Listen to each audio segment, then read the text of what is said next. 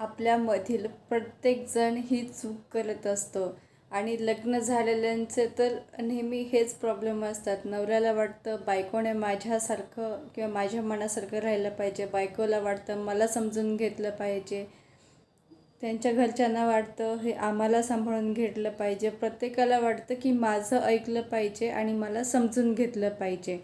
हे माझं माझं करताना आपण इतरांचा विचार कदाचित विसरून जातो आणि याचमुळे वादविवाद निर्माण होतात, गैरसमज निर्माण होतात.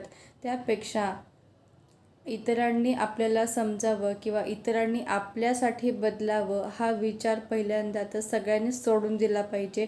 कारण सगळेच जर आपल्यासारखे झाले तर आयुष्याला काही मजाच येणार नाही ना, सगळे आपल्यासारखेच असतील. म्हणून प्रत्येकजण महत्त्वाचा आहे. प्रत्येकाचे विचार वेगवेगळे असतील तरी पण तो व्यक्ती महत्त्वाचा आहे.